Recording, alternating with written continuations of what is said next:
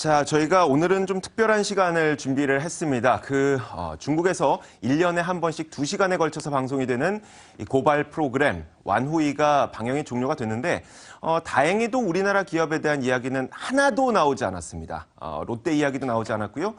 그리고 그 외에 우리나라 기업에 대한 이야기도 나오지 않았는데 하지만 오프닝에서 이야기를 했던 것처럼 전혀 달라진 것은 없는 게 아닐까라는 생각도 듭니다. 왜냐하면 여행 제한 조치 계속해서 진행되고 있고 롯데에 대한 타박도 끝나지 않은 것으로 보이기 때문에 저희가 오늘 이 두 분과 함께 그 이야기를 한번 나눠보도록 하겠습니다. 자, 오늘 미중산업경제연구소 조용찬 소장 그리고 딜라이트 파트너스 문서진 부대표 함께하겠습니다. 어서 오세요. 네, 안녕하십니까. 네. 자, 저희가 두 분과는 잠시 후에 이야기를 해보도록 하겠고 완후이에서는 우리나라가 비껴가긴 했지만 그럼에도 불구하고 아직까지도 중국에서 현지 사업을 하고 계시는 분들은 좀 많이 힘들다고 합니다. 그래서 저희가 현지에서 직접 사업을 하시는 분을 전화 연결해서 어떤 상황인지 한번 이야기를 들어보도록 하겠습니다. 아이플래닝의 이기용 대표 전화 연결되어 있습니다. 안녕하세요. 예, 안녕하십니까. 네. 이기용입니다. 아이플래닝이 뭐 하는 기업인지 중국에서 어떤 사업을 하는 분인지 좀 간략하게 소개를 부탁드릴 수 있을까요? 저희는 네. 한국의 중소기업 제품 중에 품질이 좋지만 아직 중국에知명도가 없는 제품을 중국 후난성 창사라는 곳을 기점으로 해가지고 네. 유출하고 기초시키고 기획, 마케팅, 발굴을 하는 회사입니다. 알겠습니다. 그러니까 우리나라에 있는 제품을 중국으로 유통하시는 업을 하시는 거죠? 네, 제품을 기반으로 해서 새로운 브랜드를 마케팅 발굴하는 회사입니다. 알겠습니다. 제가 알기로는 이제 막 또 중국에 도착하신 걸로 알고 있는데 지금 그럼 공항에서 전화를 받고 계신 건가요? 예, 지금 방금 상사공항에 떨어져가지고 네. 공항에서 전화 받고 있습니다. 네, 지금 굉장히 바쁘실 텐데 전화 연결해 주셔서 감사드리고요. 일단 그러면은 현재 완후이에서 일단 우리나라는 비껴간 것으로 보이는데 현지에서 체감하기에 진짜 안도의 한숨을 내쉴 수 있다라고 생각하십니까? 아니면 여전히 진행형이다라고 생각하세요? 저희가 어제 완후이에서 비껴간 것은 뭐 다행이지만 저희가 느끼기에는 아직 진행형이라고 보는 게 맞는 것 같습니다. 네네. 저희 같은 경우에 주요 파트너가 국유 기업이 있는데요. 네네. 국유 기업이 후난성의 1위 영화그룹인 샤오샹 집团이라고 하는 소상그룹이라고 하는 영화그룹인데 이 영화그룹은 국유 기업입니다. 네네. 그리고 또 다들 아시는 후난TV도 저희와 합작을 하고 있는데요. 네. 후난TV도 뭐 방송이기 때문에 국유 기업입니다. 네. 그런데 사실 2월 말까지기만 해도 특별히 크게 많은 제재가 안 들어왔었는데 저희로서는 3월 초에 롯데에서 부지를 들어간 후에 실질적으로 간접적으로 저희에게 한국 제품에 대해서 좀 이슈를 삼고 있는 중입니다. 아직은 한국 상품을 팔지 못하거나 아니면 방송에서 내리거나 이러지는 않았는데 계속적으로 간접적으로 저희에게 좀 요구를 하고 있는 상황입니다. 자, 그런데 지금 말씀하신 걸 들어보니까 국유 기업들과 직접 어떤 사업을 진행을 하다 보니까 실질적으로 어떤 당에서 공식적인 문서는 아니더라도 어떤 지침들이 내려왔는지 아닌지는 체감하실 수가 있을 것 같은데 지침이 내려온 건가요? 제가 생각할 때 제가 눈으로 그 지침이나 문서 같은 거를 보거나 듣지 못해서 100% 확신을 못하지만 저희 파트너인 대표라든지 아니면 그쪽 직원들, 팀장들 이런 분들을 통해서 구두적으로는 저희에게 좀 압박을 넣고 있는 상황입니다. 이걸 어떻게 해결해야 될지 자기들 고민 중이라는 형태로 저희한테 얘기를 전하고 있습니다. 그러니까 문서로는 내려오지 않고 있지만 구두적으로 계속 말로 해서 어떻게 해라라는 지령은 또 내려오고 있다는 것이죠? 예, 그렇게는 좀 보고 있습니다. 실제로 파트너, 실제로 규제를 당해본 경험이 있으신가요? 사실은 지난주 3월 7, 8일 정도 해서 실제로 전화가 와서 심각한 상황까지 갔었는데 저희가 오프라인 매장을 한 3개 정도로 합작해서 낸 게 있는데 그 부분에 대해서 조금 심각하게 문을 닫니 안 닫니의 정도의 수준까지도 요구가 들어왔었는데요. 다행히 그 뒤로 수위를 한 2, 3일 정도 보자고 했는데 그 뒤로 다행히 아직까지 말이 없어가지고 그냥 일단 버티고 있는 상태입니다. 지금 웃으면서 말씀하셨지만 상황이 정말 좀 심각하다고 저희에겐 느껴지거든요. 예, 맞습니다. 알겠습니다. 일단 말씀하셨던 것이 정확한 그 중국 현지의 상황이 아닐까 싶습니다. 문서로 내려오진 않았지만 뭐 전화를 통해서 아니면 어떤 뭐 다른 통로를 통해서 계속해서 정말 사업을 해라 마라 이런 이야기가 계속 내려오고 있다는 이야기시죠? 네네네, 맞습니다. 네, 알겠습니다. 자, 아무래도 어떤 이야기가 또 언제 어떻게 내려올지 모르기 때문에 굉장히 불안하시겠지만 계속해서 좀 중국에서 국위선양하는 모습을 기대하도록 하겠습니다. 예, 감사합니다. 네, 오늘 전화 연결 고맙습니다. 네, 감사합니다. 네. 자, 우리가 지금까지 들어봤던 것처럼 완후이는 비껴갔음에도 불구하고 중국 현지에서 사업하시고 계시는 분들은 직접 전화를 받는다는 거잖아요. 자, 그런데 완후이 이야기부터 먼저 해볼게요. 조용찬 소장님께서 어제 직접 완후이 시청하셨죠? 네. 근데 방송 직전에 제가 소장님과 이야기를 좀 나누다 보니까 뭔가 이 완후이라는 프로그램이 한국 기업을 다루진 않았지만 뭔가 그 급박하게 프로그램을 조정한 것 같다는 느낌을 받으셨다면서요? 네, 그렇습니다. 이게 무슨 이야기인가요? 네, 완후이 프로그램을 한 2시간에 걸쳐서 봤는데요. 네. 두 가지 면에서 큰 다른 점이 있었습니다. 네. 정치적인 문제를 뺐지만 앞으로 한국 기업에 대한 사전 경고적인 측면의 방송이 나갔다는 거고요. 네네. 하나는 전인대화가 폐막된 뒤에 리커창 총리가 분명히 사드 문제와 관련해서 대화로 해결하자고 했는데요. 네네. 이 때문에 한국과 관련된 프로그램을 일부 좀 내리지 않았나. 그리고 긴급하게 이전에 방송됐던 부분들을 다시 재편집해가지고 방송한 거로 봤을 경우에 아무래도 이런 느낌을 받는데요. 제가 조금 등골이 좀 오싹했던 네네. 부분은 일본과 미국에 대한 여러 가지 이야기들이 나왔는데 일본과 같은 경우에는 방사능 오염 지역 10군데에서 생산됐던 일본산 시리얼이라든지 분유, 쌀이 해외 직구를 통해서 중국 안에 위생검증 없이 들어오고 있다는 점, 그리고 중국의 도매상들이 이런 상표들을 지우고 중국 안에 용왕 슈퍼라든지 무인 양품점에서 판매하고 있다는 점, 그리고 나이키의 에어 신발이 품질이 불량하다는 점을 지적했는데요. 중국 같은 경우는 우리 화장품에 대해서 이번 달서부터 품질 관리를 강화시키는 규정이 들어갑니다. 품질과 관련해서 유통이라든지 그리고 허위 포기가 됐을 경우, 그리고 대규모 리컬과 관련된 준비가 안 됐을 경우에 이번처럼 경고를 해줄 수 있다는 경고적인 측면이 좀 있는 거 아니겠는가 이렇게 보여집니다. 소장님 저 계속 보면서 말씀하셔도 돼요. 네. 카메라 보면서 말씀해 주시는 것도 좋은데 저 보면서 이야기를 해주시면 또 제가 또 잘 알아들으니까. 근데 나이키에 대해서 굉장히 많은 뭔가 소비자 고발 내용들을 전해줬는데 이게 이미 예전부터 나와 있었던 내용이었다면서요? 네, 지방정부에서 주관하고 있는 방송국에서 사전에 보도했던 자료인데요. 네네. 이 자료를 조금 더 편집을 해가지고 자세하게 어떤 면에서 중국 소비자를 우롱했는지 이 문제도 이야기했고요. 이것뿐만 아니라 불법 렌즈 유통 문제라든지 그리고 동물 사료, 그리고 검색 사이트인 바이컷닷컴의 허위 광고라든지 이 소위 말해서 이런 부분들은 외국산 재료를 가지고 중국에서 이제 소비하는데 이 문제와 관련해서도 원산지 규정이라도 이걸 철저히 지키라고 했던 그런 경고로 보여집니다.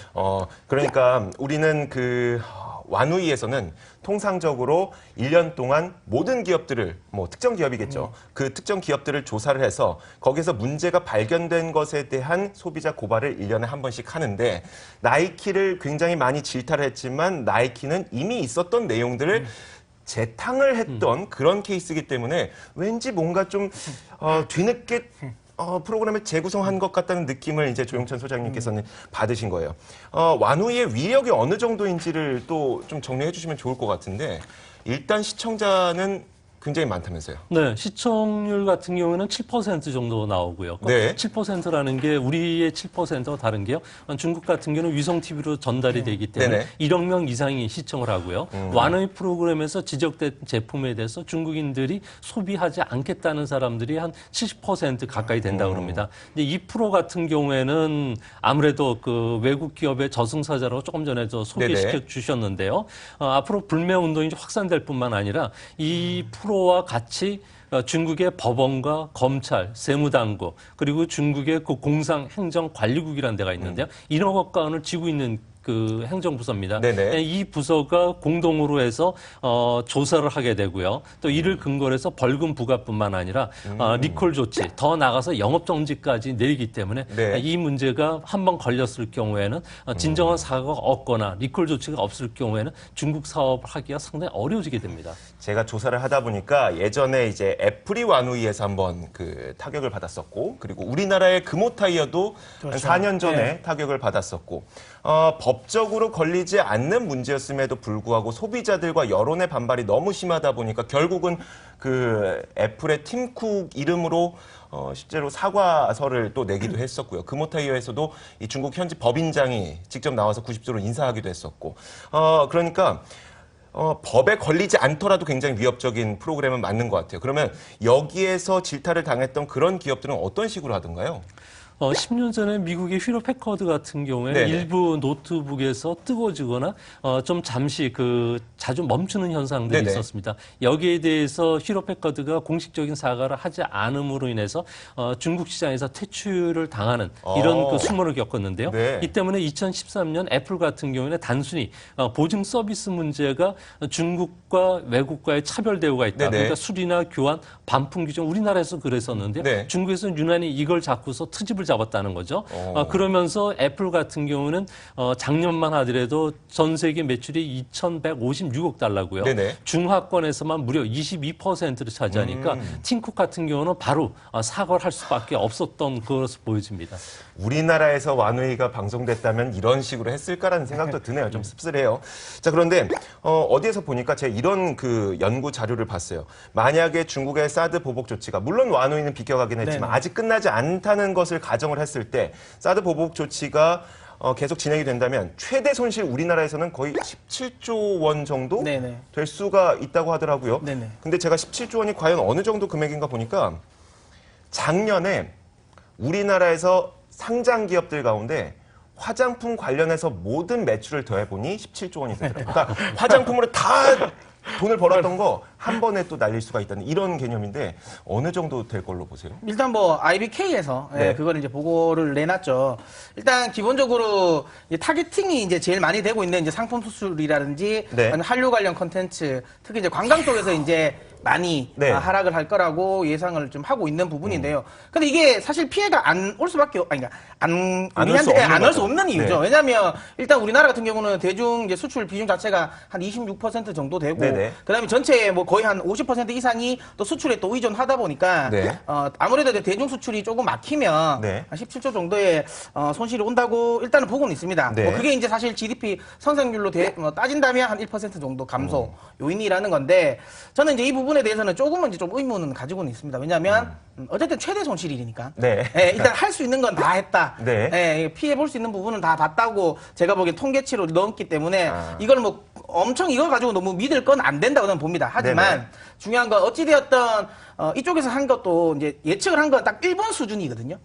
예전에 그러니까 영토 분쟁 관련 때문에 일본 관련 부분, 네네. 예, 그때 규제했던 수준에서 이제 이 정도가 나왔다는 네. 거니까, 만약에 사드가 지금 우리가 생각하고 있는 수준 정도만 되면 괜찮은데 여기서 조금 더 나가서, 예를 들어 뭐 지금 조금 이야기가 나오고 있는데 최근에 좀 이야기가 나오고 있는 것 중에 통화 수학 관련 부분을 또 이제 거부한다든지 네네. 이런 좀 다른적인 소위라면 이제 소위 말하는 이제 금융 쪽으로도 네네. 만약에 규제가 나오면 조금 더 심각해질 수는 있지만 네. 지금 당장 가지고는 아직 이 정도까지는 하지 그 않. 부연 설명을 좀 해주셨으면 좋겠어요. 그 간간히 그 얘기가 나오더라고요. 우리나라에서 사용할 수 있는 카드로 위안화와 원화의 통화 수합을 사용할 수가 있다. 근데 이걸 어떤 식으로 카드를 사용할 수가 있는 거예요? 그러니까 이제 이게 일본도 그렇고 네. 항상 이제 우리 같은 경우는 수출 의존도가 높다 보니까 환율에 많이 민감합니다. 네네. 특히 이제 그것 때문에 이제 외환 보유고와 관련된 부분에서 항상 우리는 신경을 많이 쓰죠. 네네. 그런데 이 실질적인 우리가 외환 보유고를 가지고 있지 않아도 뭐 일본이라든지 중국처럼 외환 보유고가 많은 나라들과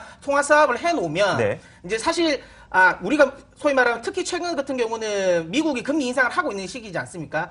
그런 시기에서 혹시라도 외국 자본이 빠짐으로 인해서 우리나라 원화 쉽게 말하면 외환 보유고가 감소되었을 때 그에 대한 충격을 통화 수합을 통해서 어느 정도 안정을 시킬 수가 있는데, 리저브 네. 역할을 할 수 있는 부분을 네. 이제 이게 중국이 만약에 떨어져 나갔다라고 하면 사실 좀 더 우려감이 나올 수 있고, 그로 네. 인해서 또 원화 약세 요인도 될 수 있다는 거죠.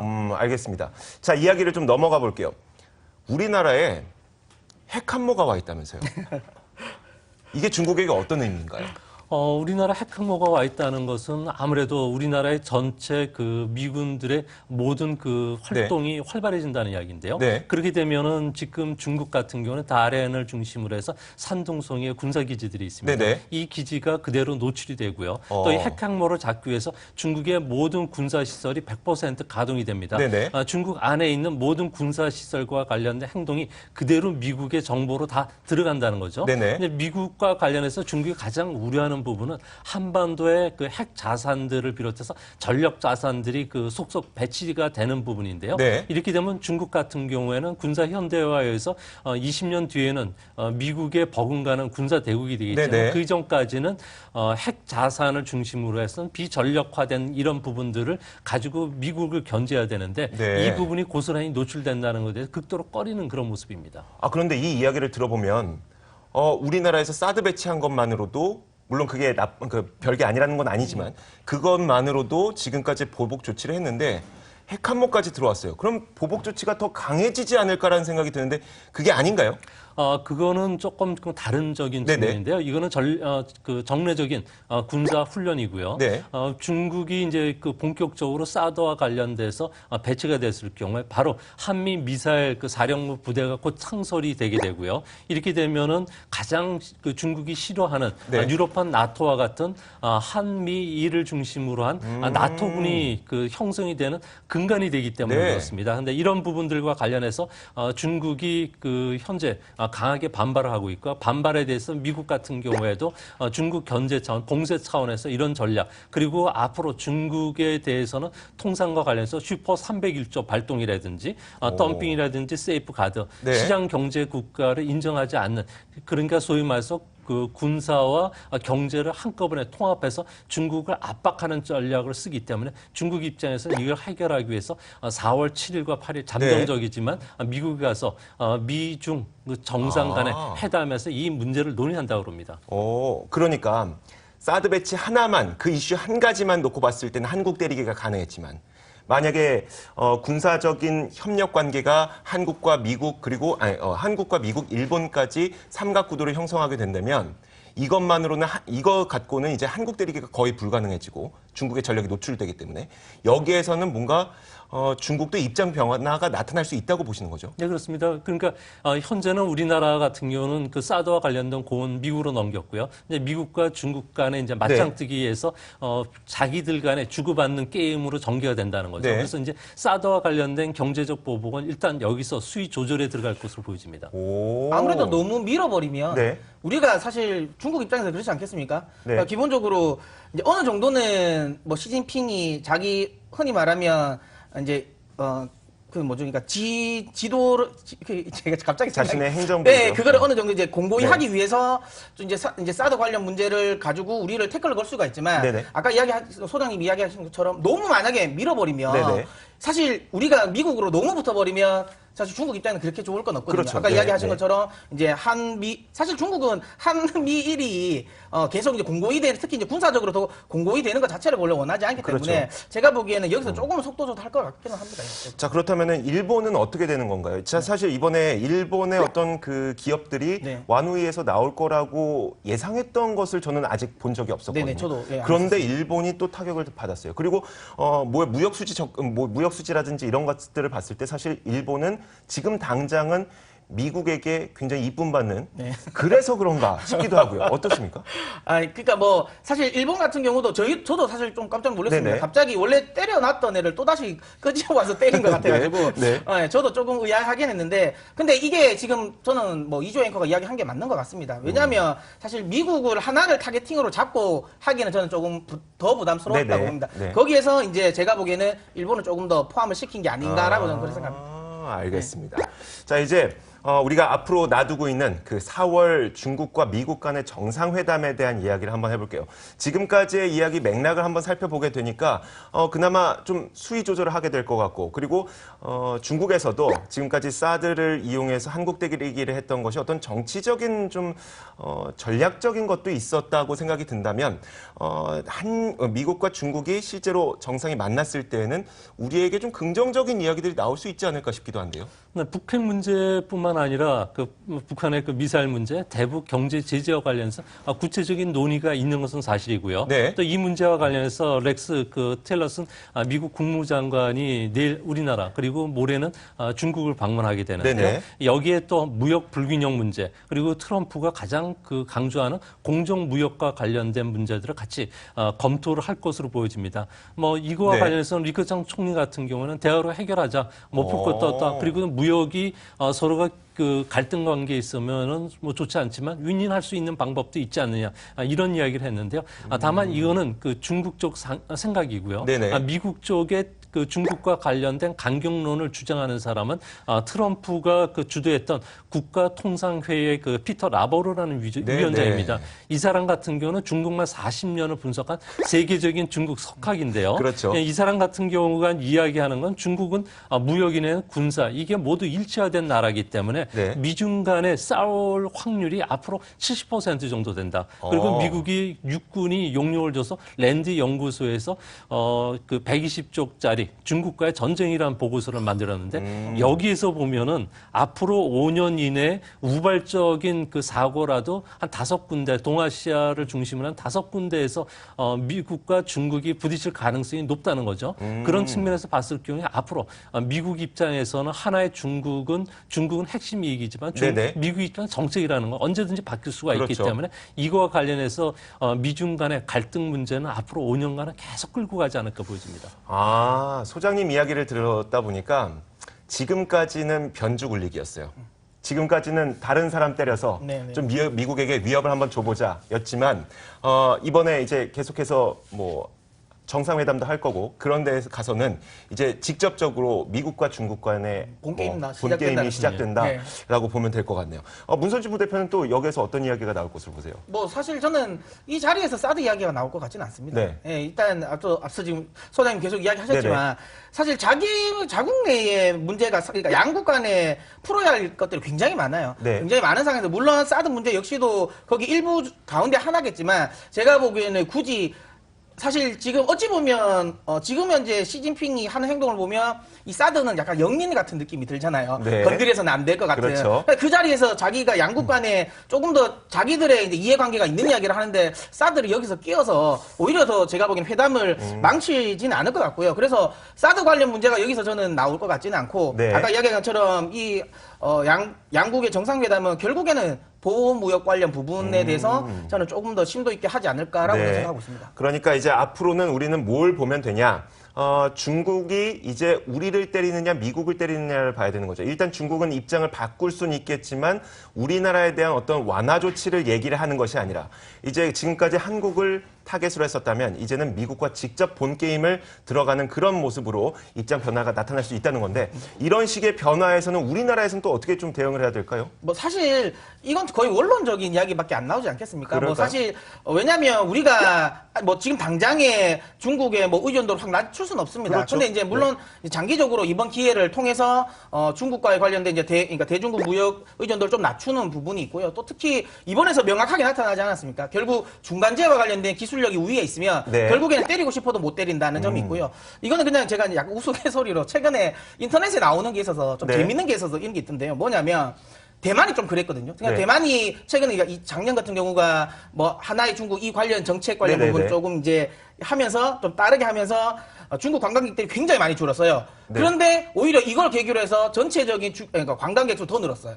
중국 관광객은 안 나왔는데 오히려 더 이제 중국 관광객 뺀 부분을 다른 쪽으로 마케팅을 많이 해서 올라왔다는 거죠. 이게 무슨 이야기냐면 그쪽에서 이제 흔히 말하는 그런 거죠. 우리나라에는 중국인이 오지 않아요. 이게 오히려 역마케팅이라는 거죠. 이거를. 그러니까 이게 우스갯소리인데 인터넷에서. 요즘에 제주도를 방문하고 싶은 한국 분들이 많다면서요. 그러니까요. 요즘에 또 그러니까 이게 좀 감정을 건드리면 안 되지만 그분들이 좀 광고하고 있는 게 중국인들 안 옵니다.